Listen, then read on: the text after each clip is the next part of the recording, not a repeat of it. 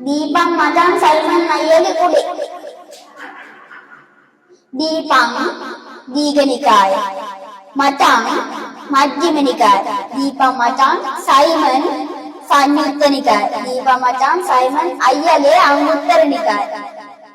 කුඩේ කුද්දක නිකාය. අපි පිළිවෙලේ පාඩම් කරන්න ඕනේ. ඔය එනවනේ අපි පාඩම් කරන්න. ඔන්න දැන් ඔන්න ඒක මතක තියාගන්න ලේසි ක්‍රමයක් කියලා දුන්නා. මොකද්ද? දීපං මචං සයිමන් අයියගේ කුඩේ. මතක තියාගන්නේ නැහැ නේද? දීපං මචං සයිමන් අයියගේ කුඩේ.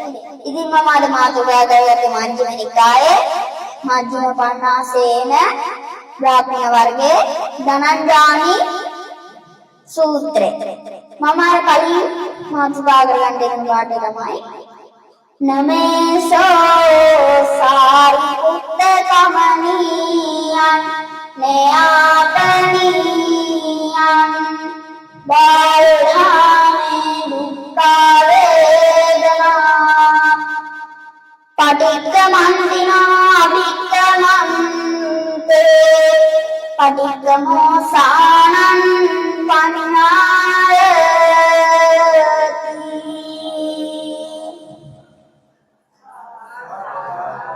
නමේසේ සාරිපුත්ත කමනීයං නයාපනීයං.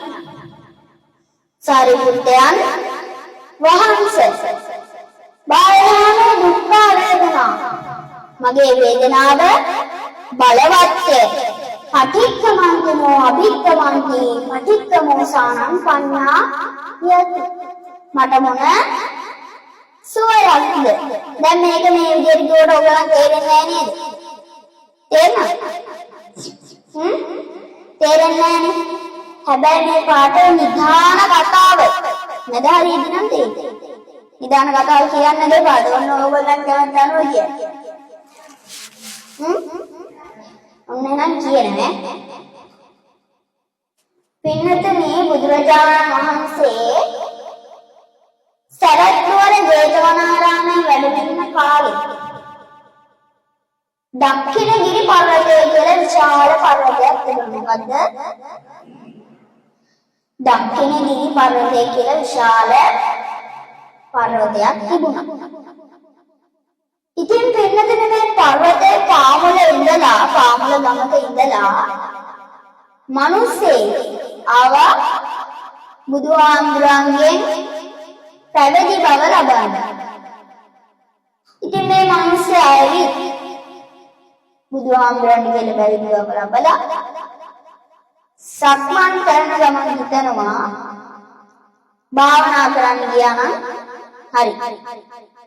ඊට කලින් සරියුත් හාමුදුරුවෝ පොඩ්ඩක් හම්බෙලා හරි කියලා සරියුත් හාමුදුරුවෝ ළඟට ගියා. කවුද? සරියුත් හාමුදුරුවෝ ළඟට මේ හාමුදුරුවෝ වැඩම කළා. දැන් සරියුත් හාමුදුරුවෝයි මේ හාමුදුරුවෝයි කතා බහ කරනවා. ටික වෙලාවක් වෙනකන් මේ විදිහට කතා බහ කරන්නේ සරියුත් හාමුදුරුවෝ මේ හාමුදුරුවන්ගෙන් අහනවා ඔබ වහන්සේ කොහේ ඉඳන්ද පැමිණියේ කියලා. එතකොට මේ හාමුදුරුවෝ කියනවා මම දක්ඛිණගිරි පර්වතයේ පාමුල ඉඳලයි ආවේ කියලා. එතකොට පින්නදින මේ සරියුත් හාමුදුරන්ට මතක් වෙනවා සරියුත් හාමුදුරන්ගේ යාළුවා ධනංජානි බමුණා මේ දක්ඛිණගිරි පර්වතයේ පාමුල නේද ඉන්නේ කියලා. ඊට පස්සේ මේ සරියුත් හාමුදුරුවෝ අර හාමුදුරන්ගෙන් අහනවා ධනංජානි කියලා බමුණෙක්ව අඳුරනවාද කියලා අහනවා. එතකොට මේ හාමුදුරුවෝ කියනවා ධනංජානි බමුණව කවුද අඳුරන්නේ නැත්තේ? ධනංජානි බමුණව හැමෝම අඳුරනවා කියලා කියනවා. ඊට පස්සේ සරියුත් හාමුදුරුවෝ අහනවා මොකද තාමත් ධනංජානි බමුණ ඉස්සර වගේම උත්හාන වීරයෙක් හින්දාම් කරනවාද කියලා අහනවා. එතකොට පින්නදින මේ හාමුදුරුවෝ කියනවා ඉස්සර නම් එහෙම උත්හාන වීරයෙක් හින්දාම් දැන් නම් එහෙම පින්දහම් කරන්නේ නැහැ කියලා කියනවා. එතකොට පින්නතුනි මේ සරියුත් හාමුදුරුවෝ එවලම නැගිටලා මේ ධනංජානි බමුණට අවවාද කරලා ඉන්න ඕනේ කියලා හිතලා මේ දක්ෂිණ ගිරි පර්වතයේ පාමුලට වඩින්න පටන් ගත්තා. ඉතින් පින්නතුනේ එදා රෑ බෝධන එනින්දා මේ සරියුත් හාමුදුරුවෝ ළඟ තිබුණු ගල් ගෙයක වැඩ සිටියා. පහුවදා උදෙන්ම පිණ්ඩපාතේ වැඩලා රුක්ෂයක් යටට ගිහින් දන් වළඳලා අර ධනංජානි බමුණගේ ගෙදරට සරියුත් හාමුදුරුවෝ වැඩම කළා. ධනංජානි බමුණ ගෙදර බලද්දී ධනංජානි බමුණ ගෙදර නැහැ. ඊට පස්සේ පින්නතුනි සරියුත් හාමුදුරුවෝ ධනංජානි බමුණව ගොවිපලේ වැළුවා. ගොවිපලේ ධනංජානි බමුණ හරක්ගෙන් කිරි එළනවා. ඉතින් පින්නතුනි දැන් සරියුත් හාමුදුරුවෝ ධනංජානි බමුණ ළඟටම ගිහින් ධනංජානි බමුණ කියලා කතා කරා. ඊට පස්සේ ධනංජානි බමුණ බලනවා ආනේ මේ ඔබ වහන්සේනේ මං දන්නේ නැහැ ඔබ වහන්සේ නම කියලා දන් වළඳුනේ කියලා අහනවා. එතකොට සරියුත් හාමුදුරුවෝ කියනවා එපා මම දන් වළඳලයි ආවේ කියලා. ඊට පස්සේ ධනංජානි බමුණ උණු කිරි තියනවා වළඳනවාද කියලා අහනවා. ඊට පස්සේ සරියුත් හාමුදුරුවෝ කියනවා නෑ දැන් මම වළඳන වෙලාව පහු වෙලා. දැන් මම වළඳන වෙලාව පහු වෙලා කියලා කියනවා. ඊට පස්සේ සරියුත් හාමුදුරුවෝ කියනවා ඔයා ඔය වැඩ ටික ඉවර කරලා දාලා අර 10ට වෙන්නකො මාව හම්බෙන්න කියලා සරියුත් හාමුදුරුවෝ ඒ රුක්ෂයටින් වැඩම කළා. වැඩ සිටියා. ඉතින් අර ධනංජානි බමුණා අර වැඩ ටික නවත්තලා දාලා අතපය සෝදගෙන හොඳ ඇඳුමක් ඇඳගෙන සරියුත් හාමුදුරුවෝ ළඟට ආවා. ඇවිත් දැන් මේ විදියට ධනංජානි බමුණත් එකක් පස්සකින් වාඩි වෙලා දැන් මේ සරියුත් හාමුදුරුවෝයි ධනංජානි බමුණයි කතා බහ කරනවා. ටික වෙලාවක් කතා බහ කරද්දී පින්නතුනි සරියුත් හාමුදුරුවෝ ඇයි ඉස්සර වගේ උත්සාහ වීරෙන් දැන් පින්දහම් කරන්නේ නැත්තේ කියලා ධනංජානි බමුණගෙන් අහනවා. එතකොට පින්නතුනි මේ ධනංජානි බමුණ කියනවා ඔබ වහන්සේලාට වගේ නෙමෙයි අපිට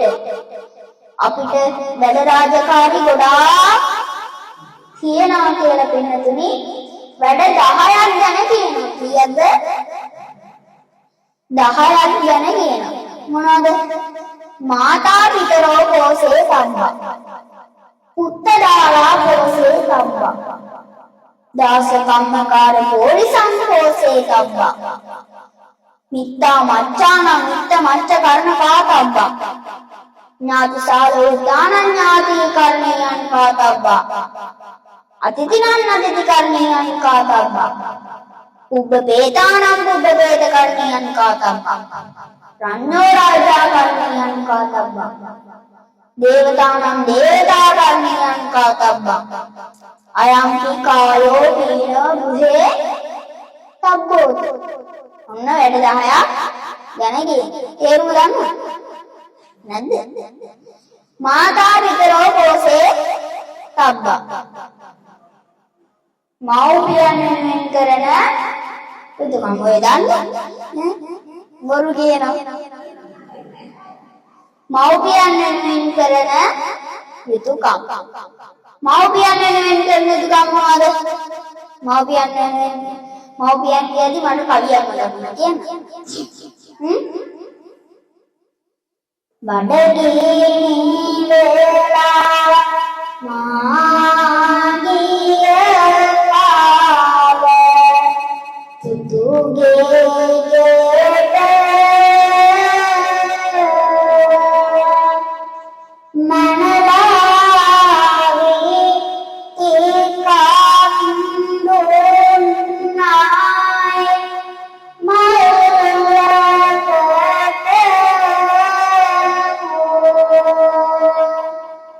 ගන්ධෝනුගාම් දෝකියලා සිතුනි මාට මනලඟ පුතේ කිරි දුන්නේ මානුගට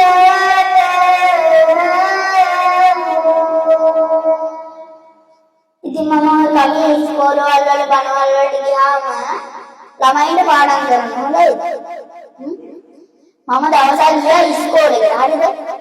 මේ ඉස්කෝලේ ගිහින් මම ළමයින්ට ඔය කවිය පාඩම් කරන්න කිව්වා. ඒ පාරක් කියලා මම පාඩම් දිගලුවා. ළමයි ඔක්කොම කිව්වා ඕ පාඩම් කියලා. ඉතින් මම එක්කෙනෙක්ට නැගිටලා කියන්න කිව්වා. මම කිව්වේ මේ කවිය හොඳයි. එයා කිව්වේ මේ කවිය වෙන විදිහකට. ඒකත් කියන්න. ඒකත් මට මතකයි. කියන්න.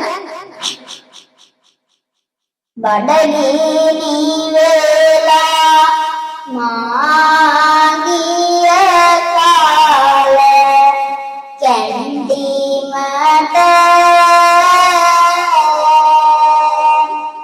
තිබුණේ රෝටි දෙකයි රුපියල් 50කට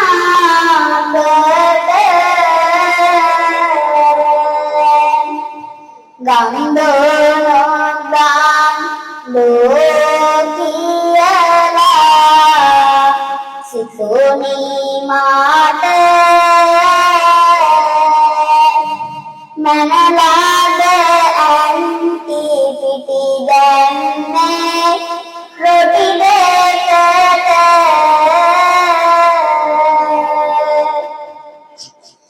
ඉතින් මව්පියන් ගැන යුතුකම් කියද්දී අපි අම්මා තාත්තට සලකන්න ඕනේ නේද? ලෙඩ වුණාම බෙහෙත් තරම් දෙන්න ඕනේ, නාවන්න කවන්න පොවන්න ඕනේ නේද? නැත්නම් වැඩි නිවාස වලට ගිහින් දර හරියනවද? නැහැ නේද? අපි ආදරෙන් අම්මා තාත්තව බලා ගන්න ඕනේ. ඉතින් මේ වගේ වැඩ කටයුතුත් අපේ ධනංජානි බමුණට තිබුණා. ඊට පස්සේ දෙවෙනි එක මොකද්ද? උත්තදාරා පෝසේ තම්බා. අමුදරුවන් වෙනුවෙන් කරන යුතුයකම්. දරුවන් වෙනුවෙන් කරන යුතුයකම් ගත්තොත් නම් ඉතින් දරුවන් වෙනුවෙන් කරන යුතුයකම් ගත්තොත් ළමයි ඉල්ලන ඒවා අරන් දෙන්න ඕනේ නේද? ඉගෙනීම ලබා දෙන්න ඕනේ. කන්න බොන්න දෙන්න ඕනේ. ආදරෙන් බලා ගන්න ඕනේ නේද? ඉතින් මේ ළමයි වෙනුවෙන් කරන යුතුයකම් තියෙනවා. හැබැයි ඉතින් භාර්යාව වෙනුවෙන් කරන යුතුයකම් ගත්තොත් තමයි ඉවර. අපේ තින්නානේද අම්මා? දවස් 30 ඉතින් අනින් කඩේ තමයි ඉන්නේ. අපේ ගෙදර උනා සිද්ධියක් කියන්නද? අපේ අම්මයි අක්කයි අවුරුද්දට හැමෝටම ඇඳුම් ගේන්න කියලා තාත්තගෙන් සල්ලි ඉල්ලන් යනවා. හරිද? තාත්තා කොහොමද ඉතින් ටවුන් එකට ගිහින් දාලා එනවා. මොකද තාත්තා දන්නවා උදේ 6ට ඕක ඇතුළට ගියොත් හවස 6ටවත් ඕක ඇතුළෙන් එළියට එන්නේ නැහැ කියලා තාත්තා දන්නවා. ඉතින් තාත්තගෙන් ගිහින් එන වෙලාවට මේ කෝල් එකක් දෙන්න කියලා. හරිද? කොහොම හරි මේ දෙන්න අම්මයි අක්කයි ඇඳුම් අරගෙන ආවා. ඇවිල්ලා බලද්දි මේ දෙන්නට විතර ඇඳුම් අරන් තියෙනවා.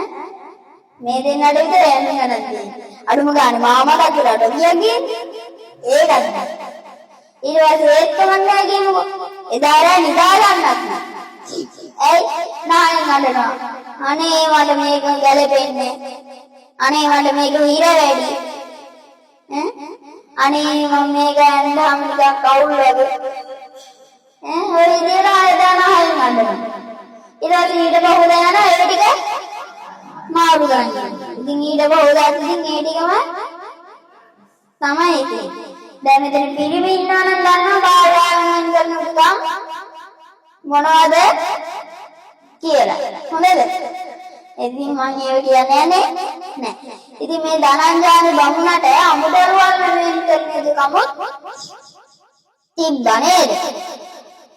දාස කම්මකාර පොරිසම් පෝසේ සබ්බා.